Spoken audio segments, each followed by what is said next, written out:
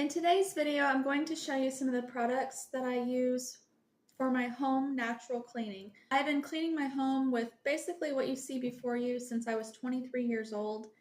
After having my second kid, I was hearing some stories about a family house dog that had died after licking its paws repeatedly after the homeowner had used the Swiffer wet jet thing to mop their floors on a regular basis. And at that time, I was using a Swiffer wet jet.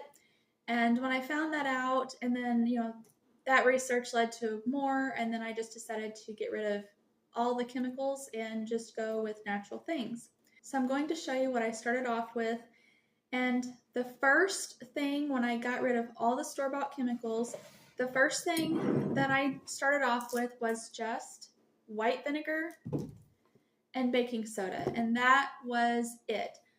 So these were the two ingredients that I used to clean my entire house for about 10 or 11 years straight. This is all that I used. I would use these things to clean my counters, my floors, the bathroom, you name it. This is what the glass, the windows, the mirrors, this is what I used. Okay, so like I said, I did this for about the first 10 years. And in this video, I'm just kind of throwing this together really quick. I'm not going, so there might be some things that I forget to tell you. So we're just kind of going with whatever pops into my head right now. So let's just go ahead and quickly talk about how to clean a bathtub. So with these ingredients. So what I would do, and during these first 10 years, I had 3 different types of bathtubs. I had like the old, I guess, cast iron with like a ceramic coating. Then I had the fiberglass, and then I forget what the other one was. I don't know if it was a vinyl. I don't know, but there was a third type.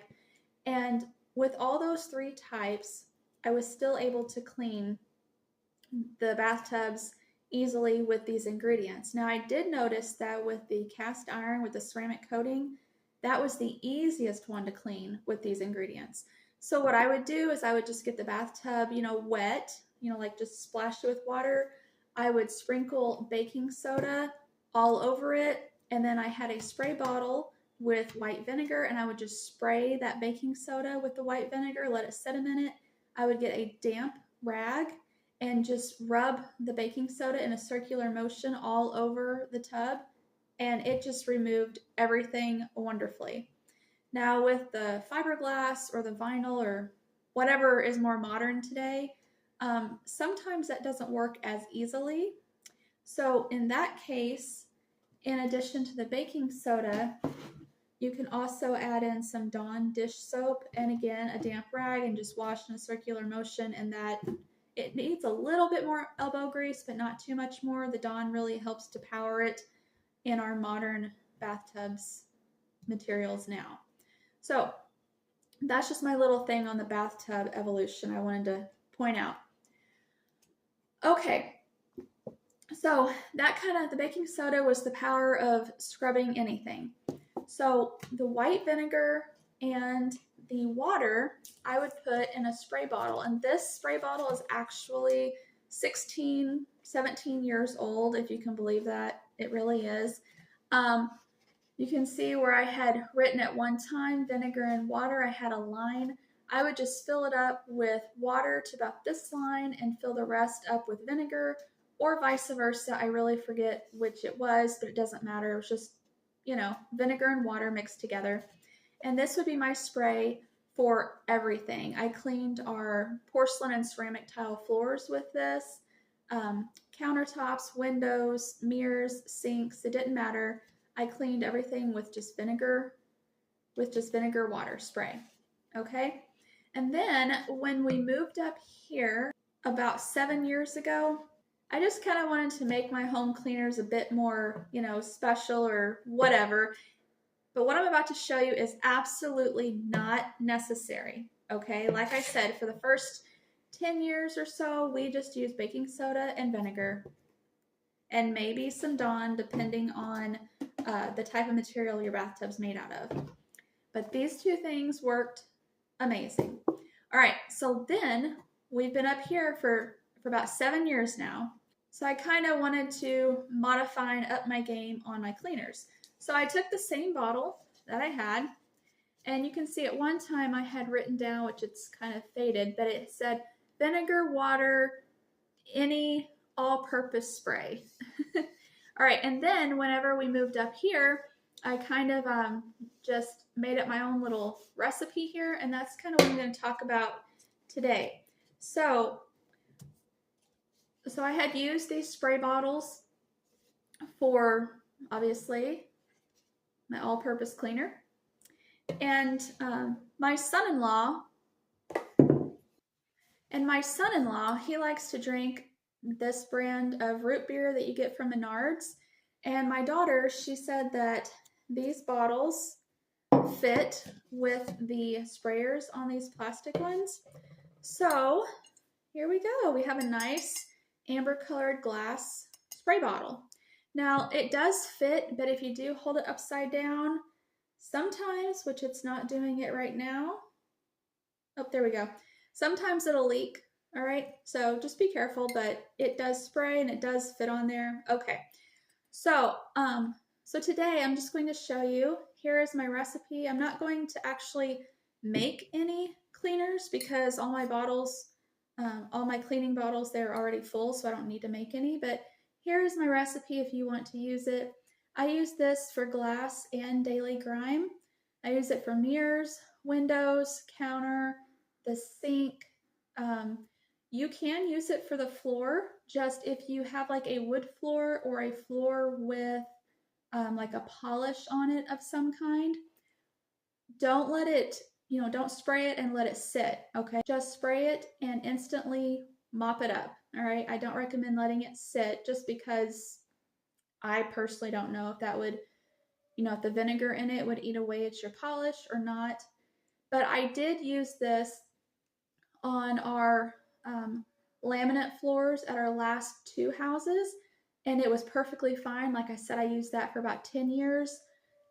It was perfectly fine, but I did spray it and instantly mop it up, and that was back when it was just vinegar and just water. That's what I would use. Okay, but you can see I use about a cup of water, 3/4 to a cup of white vinegar, 1/4 a cup of rubbing alcohol, which is this, or you can use the 70% isopropyl alcohol. 1 drop of the Dawn dish soap, which is this. That just helps to cut grease a little bit. And then 20 drops of essential oils, which it's optional. I don't always do it. Sometimes I do, sometimes I don't. But it's just for a scent if you want. Just a little insert here. If you don't want to use essential oils for your spray to give it some scent, you can either make your own homemade cleaning vinegar with literally just your fruit peels and some water and some thyme, or you could just take some white vinegar and put it over. In this case, I have some orange peels right here, and I've done lemon peels in the past, and just let it sit for a few weeks and then use this vinegar to put in your bottle for your just plain white vinegar. Okay, so that's another way to use up your peels and to get the scent and a little bit of extra cleaning power. Back to the video.